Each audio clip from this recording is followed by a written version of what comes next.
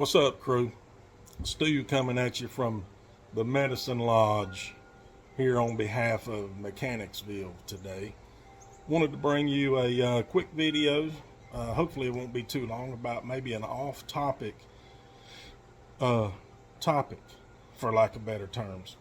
Time travel.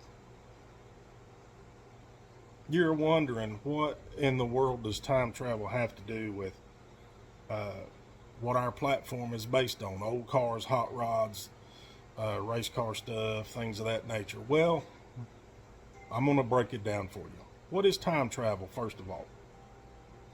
According to Wikipedia, and we all know that that is 110% accurate, and I'm reading from it here on the laptop, it's a widely recognized concept or philosophy in reference to moving forward or backward through time. NASA believes that time travel is doable. Albert Einstein believed that time travel was doable when he developed his theory of relativity.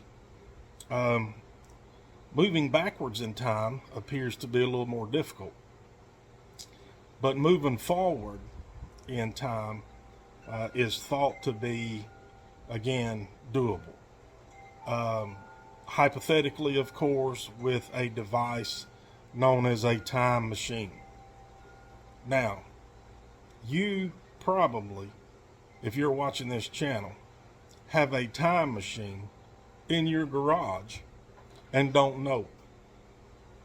So I'm going to break this thing down for you and let you know how you can travel through time in your personal time machine that is parked in your garage or in your driveway right now.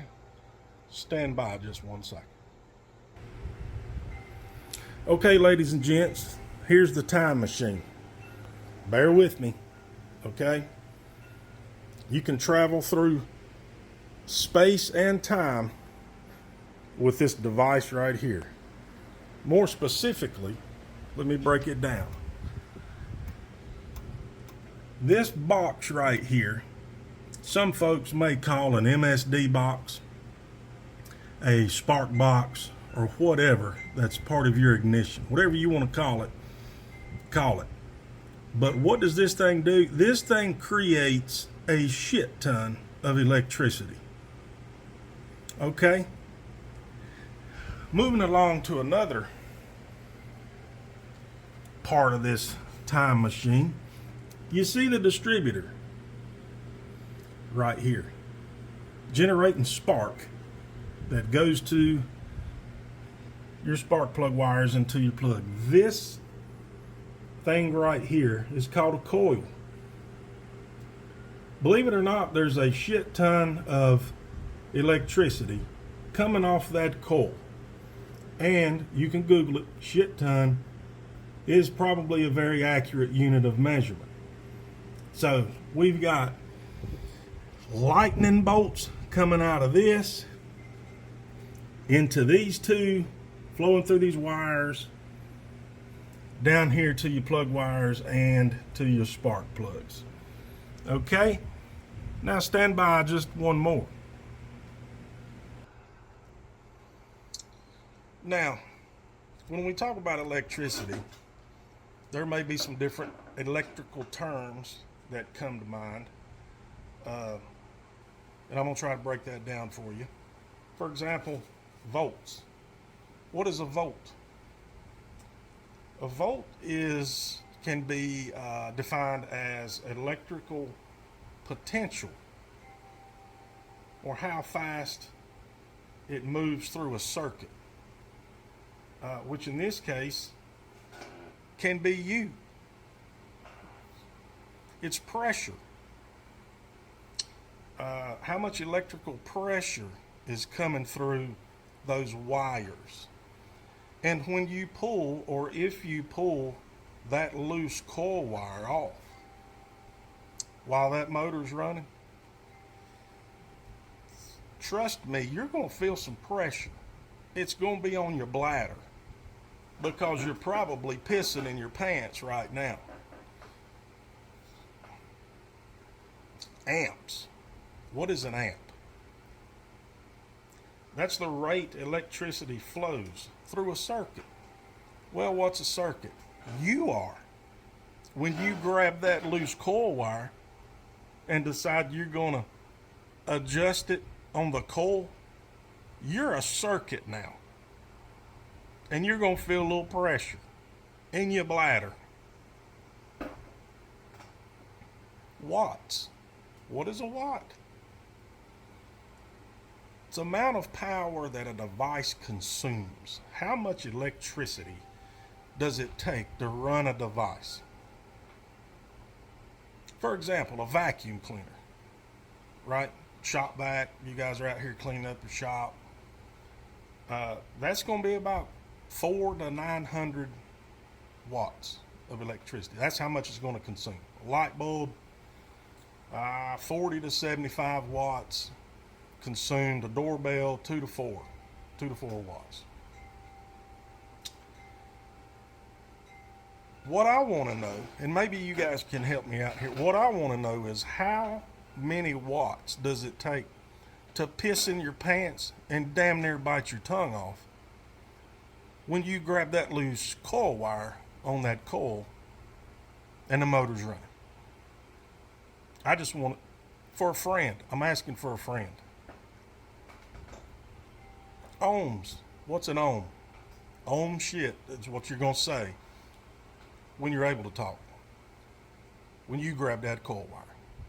But technically, it's a natural resistance or friction, if you can believe that, of electricity going through a conductor, such as a copper wire or aluminum wire. Your intestines, your heart, lungs, cod sac, feet into the concrete. How much friction did that take? Now, copper, aluminum, steel, all those material, according to what I've read, are not a perfect conductor. But I'm convinced of what a perfect conductor is.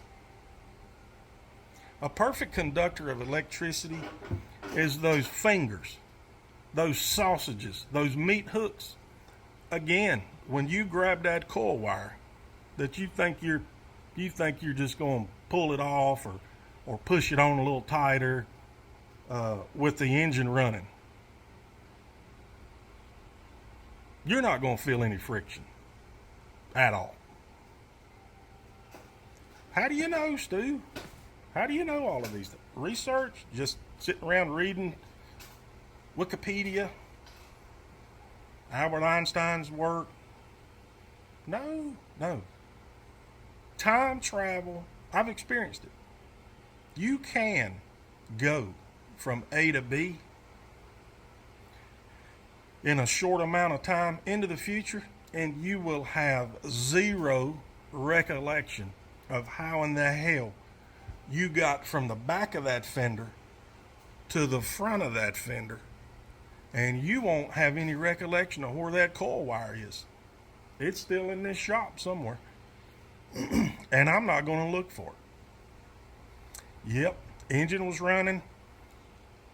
I had the wrong coil wire on. Okay, big deal. Temporary thing just to hear it run, right? Stuck it on there just to hear it run. Skipping a little bit, maybe the timing, whatever. So I'm just going to readjust that coil wire. Maybe it ain't tight enough. I adjusted it. I got adjusted. And I went from the back of that fender to the front bumper and have no recollection of how I got there, nor do I have any recollection of at what point during that journey a little bit of pee came out. I may or may not have whimpered like a little girl. Okay? What I do know is I was done for the day. So if you want to knock your dick in your watch pocket and you won't be able to tell whether you should wind your watch or scratch your ass, and you want to experience this time travel, come on over here to the Medicine Lodge and I'll put you on this time machine. Be careful messing with your ignition system. If you got any good stories to tell about how you almost died working on your hot rod, or a time where maybe a little pea came out and you made a sound like an 8-year-old little girl, let us know. Surely I'm not the only one. I cannot be the only one. Please tell me. Hit us up. Don't forget, like and subscribe. The Mechanicsville. Catch you later. Deuces.